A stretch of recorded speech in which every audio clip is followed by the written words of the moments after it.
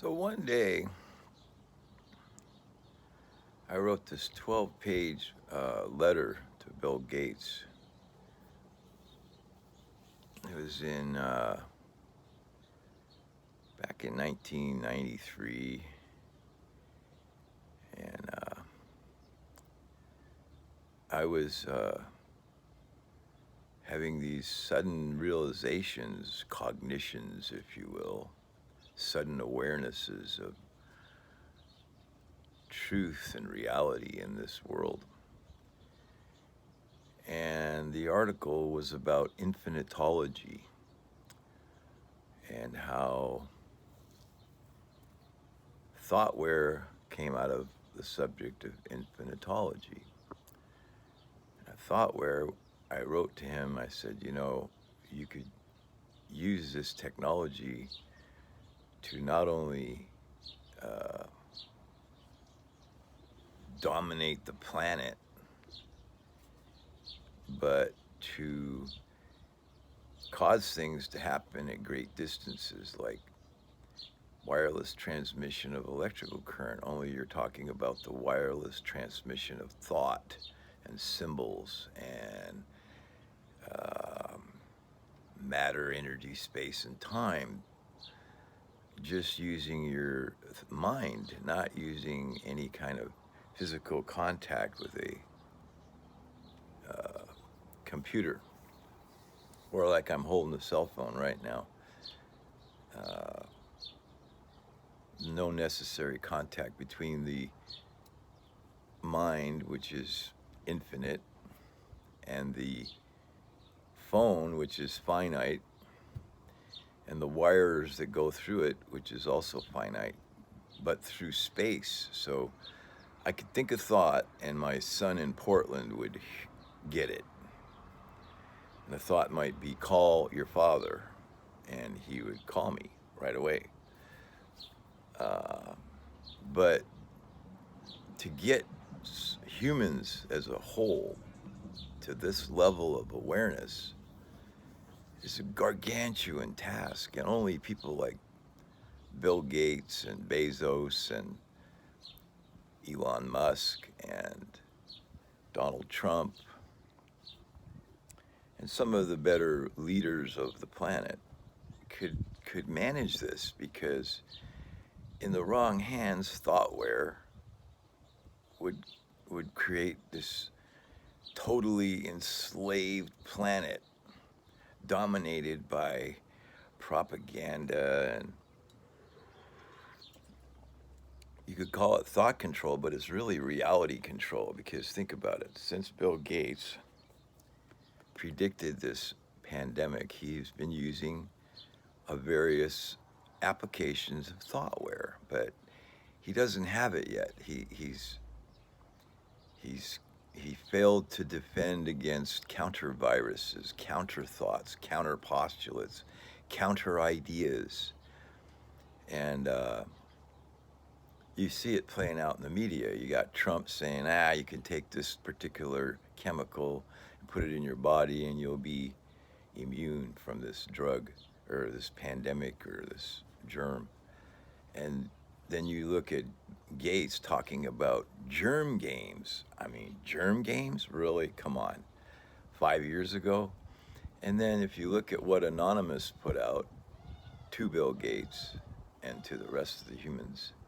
By the way, Anonymous is run by the Sea Org, which is the invention of L. Ron Hubbard, and that's why the FBI and the CIA tried to shut them down again, because there's groups of people on this planet who believe in freedom.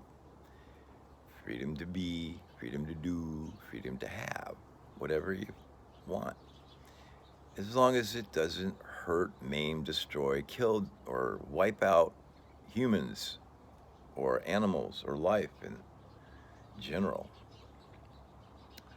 So getting back to the story of the letter to Bill Gates, this was back in 1988. I was doing research into Nikola Tesla, and I started experimenting, and I actually experienced ball lightning, where the big, huge amount of lightning came flying out of the Cascade Mountain range, and it must have been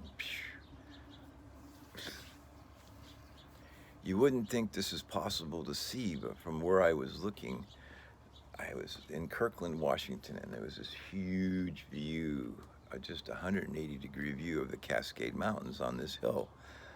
And I was in the mortgage business, and I was doing research into radionics devices, which involve, holding a device and then sending your thoughts out and making reality change. It's like, wow, that sounds trippy. Sounds like, something you'd read in a comic book or something. Anyway, I had all these people around me in the New Age movement and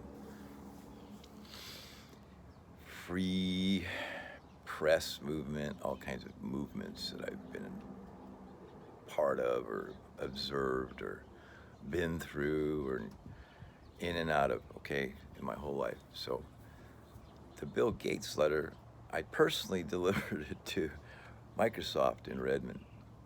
And I said to the guy at the front desk, I said, make sure Bill Gates gets this letter, okay? And yeah, okay, he'll get it. And sure enough, he got it, but he never said a word. It was 12 pages long. It outlined ThoughtWare. So many years later, I wrote down my discoveries about ThoughtWare. And I published them on a Google document, and I published them on LinkedIn, places like that. And I haven't really talked about it because I figured if this stuff got in the wrong hands, it'd be worse than having 10,000 Hitlers in 10,000 different sections of the planet running things, And basically, ThoughtWare's not a big deal. But see, now Bill Gates here, he 5 years ago predicted, oh, we're not worried about nuclear war, we're worried about germs. So now you got George Carlin coming to surface saying, this is a counter thought to the whole pandemic thing. Where if you don't let he swam in the Hudson River, which was full of crap, waste, whatever, human sewage, when he was growing up. So now it's like all these people are going to grow up in this sterile environment, completely sterile, and they're basically socially experimenting and engineering humanity for the future. This like trying to control the future of humanity by controlling our thoughts, by controlling what we believe in or what we don't believe in, about what's right and wrong and all this.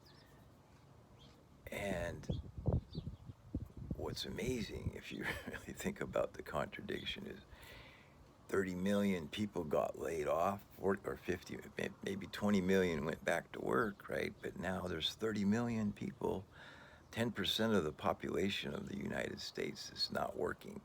What are they getting? They're getting checks in the mail directly from the government. They're going to shut the post office down and go strictly internet. That's coming. It's on the hill. It's being bandied about. We don't need to spend $25 billion a year on the post office. We need to spend that money on copper, believe it or not. And I try to explain this to Bill Gates and Elon Musk and Jeff Bezos and these guys who, quote, have math as wealth, okay, because all it is numbers. They have no real wealth.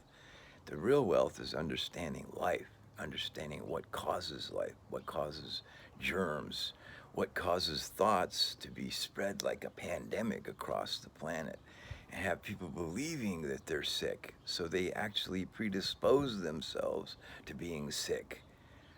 Like, wow, if I tell you over and over and over, you're going to get sick, you're going to get sick, you're going to get sick. Well, guess what? If I focus your attention on your sickness and your potential sickness, guess what? You're going to get sick, okay? So put away your mainstream media, shut down the post office, okay? Save your pennies because copper kills viruses. I tell people, copper kills any virus, okay? Because there's tiny little life things in there, and in order to be alive, they need electrical current to function. You need energy to function. You know. Anyway, uh, when the germs touch the copper, it only lives for 4 hours. Why? Because copper is a conductor of electricity, and then when you have positive, negative, it's like shorting out the life of a germ is what you're doing when it touches copper. So now you got all these companies out there, copper fit this and copper kills. There's another one out there that recently the FDA started to investigate because they were making claims by a doctor who was not really a doctor. He was a doctor of psychology. And he was making these copper zappers and you stick it up your nose, and when you feel a cold coming on and it kills the virus, kills any cold. Well, then there's a whole group of people who believe that the virus is just the common cold. But Bill Gates is promoting this 5 years ago, saying, don't worry about nuclear war, worry about germs, and let's have germ games. So this is what's happening. We're having a worldwide germ game, and it all of this just goes all back to Bill Gates, because here's a billionaire sitting in his nice, huge $300 million waterfront mansion that he built from scratch and hired people to build. Uh, and it took him, I don't know, 10 years to build it, but he built it, had it built, and it's like totally sterile in there. So after I delivered that letter to him, I tried to, I didn't want to stalk the guy, Stalking is illegal in this country. You can't go stalking people. You'll get arrested for harassment. But I did follow him one day. I saw him in his Porsche, his Porsche. And so I followed him. And man, he drove fast. Oh my God. He's zipping in and out of traffic on the 520 heading toward Microsoft. He lives in Hunts Point and he used to drive to work. He doesn't drive to work anymore. He's holed up in his home, and his wife's holed up in Seattle at the Gates Foundation, And who knows what's going on with those two, but the fact is that Gates got this stuff about ThoughtWare back in 1993, 1988, that era, because that's when I was researching Tesla. And then I followed him, couldn't catch up with him because I didn't want to break the law, because he can break the law and get pulled over and pay his tickets and say F you to the cops. And he could start campaigns covertly, 10, 12 people removed in a huge nonprofit organization, blame it on George Soros so he gets discredited because he's a foreigner and he's Hungarian and he, quote, worked for the Nazis as a covert, undercover, underground railroad man, helping Jews get out of the country by making up fake passports and stuff during a time when, God, it was scary to be alive, Gates has no clue what that's about. He's not been there. He can read books about it, but reading something and doing it in reality are two different things, okay? And Gates could read this stuff about ThoughtWare that I've written, but he can't do it. He's trying, but he can't. So he uses the media and his nonprofit funding. He donates money to these groups. And what the mainstream media is not catching here is Bill Gates invested in 2001 after he did his settlement with the U.S. Antitrust people about his antitrust grip on the software industry.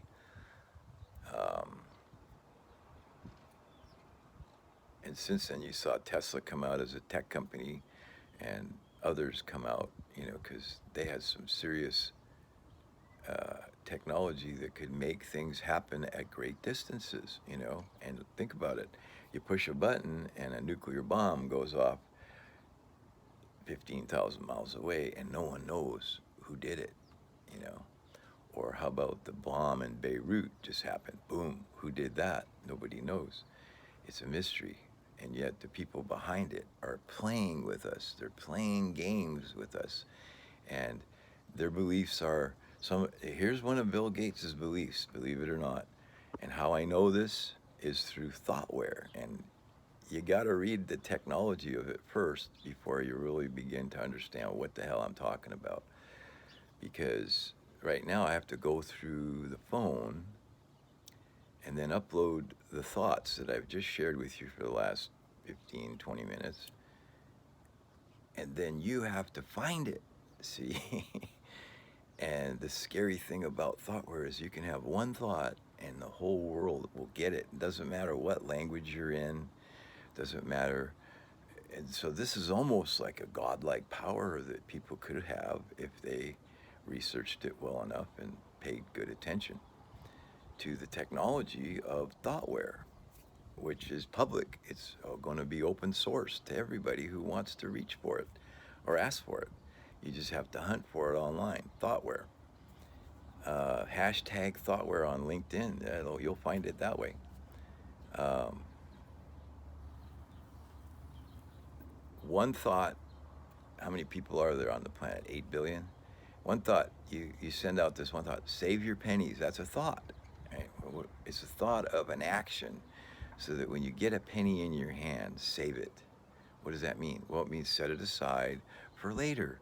Don't hoard it and hang on to it like dear life. But when it touches your hands, it kills the viruses and the germs and stuff. And you got to watch George Carlin and watch the anonymous video, which is in some of my playlists. You can check that out. But anyway, I'm rambling. Bill Gates is not who you think he is, not who he's portrayed himself to be. He's not really a villain. He don't criminalize him. He's not a criminal. People call him a criminal. He's not a thief. He's not even a whore, really.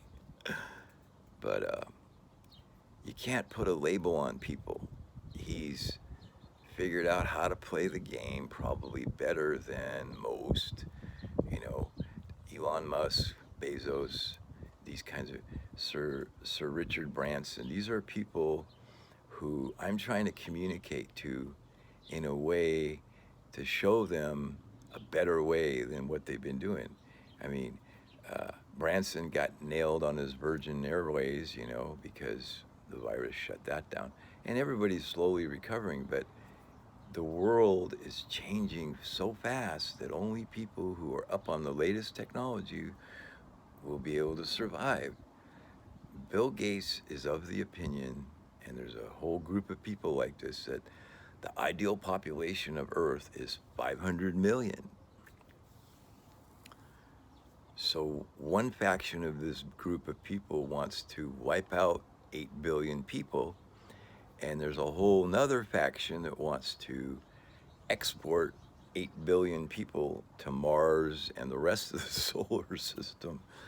So you got Bill Gates versus Elon Musk versus Sir Richard Branson and Jeff Bezos. So these four, call them terminals on the Earth, are probably the most powerful terminals that are generating this incredible amount of power. So if you knock out one of them terminals, you're going to have a huge problem with the power structure of the Earth.